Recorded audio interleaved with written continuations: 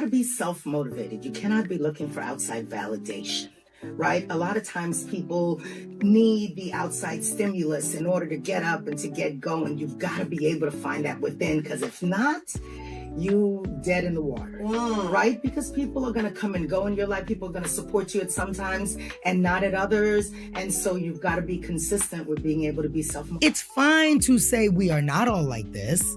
It's fine to say, I would rather see us elevate beyond this.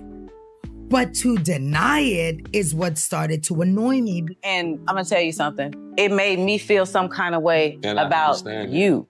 That's the real problem. But I didn't know it was going to turn into all this. Oh, well, I didn't know it was going to turn into. I believe that. There's always something that we can be learning, growing, perfecting, shaping, molding, right? The minute we stop evolving, we're dead. Me in your life, and you kept up over and over. You violated my privacy. You violated my space. You did it behind my back. I almost died. I understand. You understand? So I don't have time for this negative energy. Let's jump right in, because the streets are louder than ever.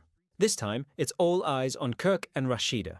Yes, that Kirk, the poster boy for infidelity, and Rasheeda, the boss behind Pressed Boutique. After more than a decade on Love and Hip Hop, they're officially out, done, cancelled, and not just by fans, but by Mona Scott Young herself. Yep, it's giving end of an era. But honestly, nobody's surprised. If anything, fans are asking, what took so long? Their fall from reality TV royalty didn't happen overnight. The warning signs were there. According to inside sources, Mona didn't just cut them for drama. She made the call because they allegedly weren't following contract rules. And even worse, viewers just weren't interested anymore.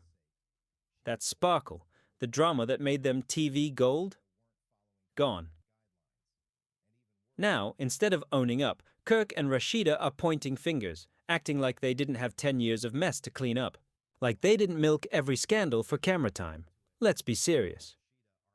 Kirk and Rasheeda were Love and Hip Hop Atlanta. From early days of emotional meltdowns, outside babies, and jaw-dropping cheating scandals, they kept us watching.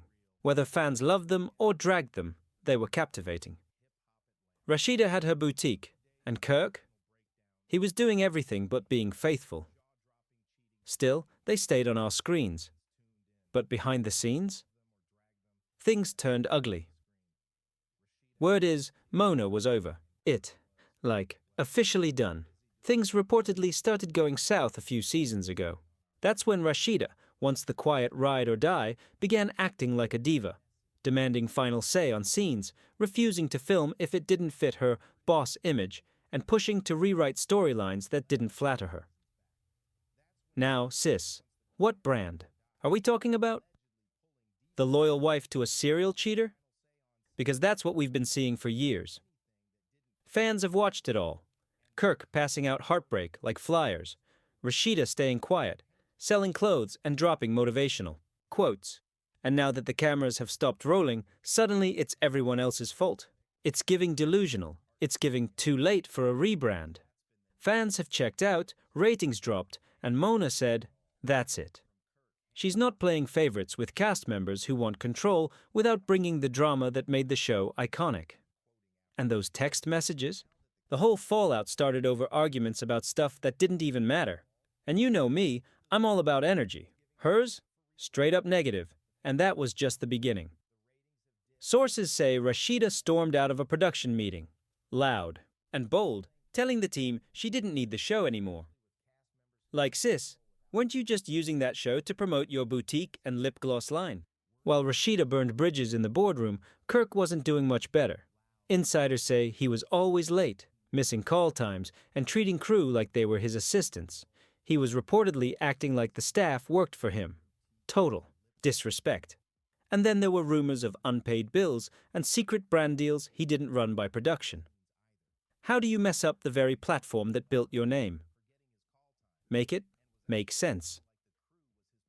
Together, Kirk and Rasheeda went from being messy but magnetic reality stars to being called a production nightmare. But Mona, she kept them around for years because their drama was ratings gold. Cheating scandals, arguments, fake reconciliations, all of it. But even patience runs out. It all came to a head during what was supposed to be a simple shoot focused on Kirk's latest hustle. Crew was set, things were calm, and then Rasheeda walked in. Sources say she came in already heated and immediately clashed with producers about the setup. And from there, it spiraled. She came in with accusations, claiming producers were trying to make her look bad, that the storyline was fake and she wasn't about to embarrass herself on TV. Then she snapped, right on set, screaming so loud people outside could hear. She called producers out by name, accusing them of sabotage. Security had to intervene just to stop it from becoming a full meltdown. And then Kirk jumped in, yelling, "Cut the cameras! Dead it!" Like he ran the show. He backed Rasheeda all the way, trashing the crew and even contacting network execs behind Mona's back to shut the shoot down. That one outburst reportedly cost production thousands. In this business, time is money. Mona had already had enough of their diva antics and disrespect, but this took it to the next level. Then came the betrayal. Insiders revealed Kirk and Rasheeda were allegedly leaking gossip to bloggers, dragging editors and producers, blaming them for bad edits. And it didn't stop there.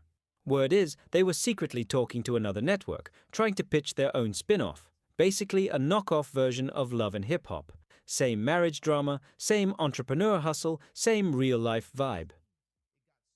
Everything they built with Mona, they tried to repackage and sell elsewhere. That's not tension. That's betrayal. Mona didn't see them as cast anymore. She saw them as threats. They used her platform and tried to compete with it behind her back.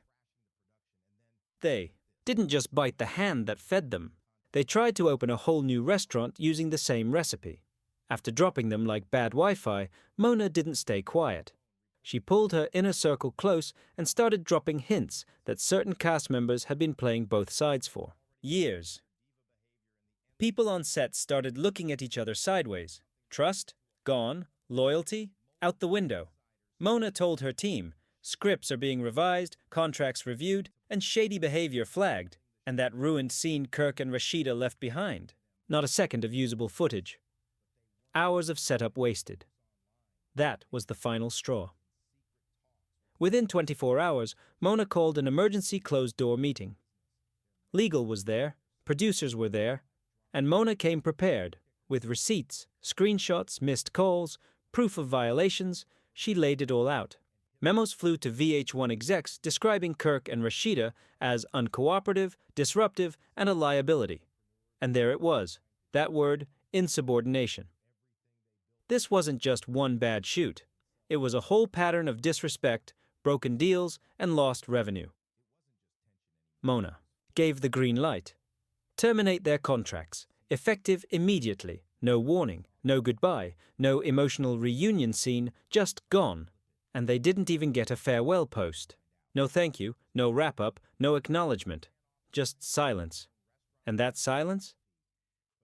It was loud. Kirk and Rasheeda always acted like they were above the show, like they were doing Mona a favor. But behind the scenes, they were just as messy, if not messier than the rest. And now, they're just another cautionary tale in the world of reality TV.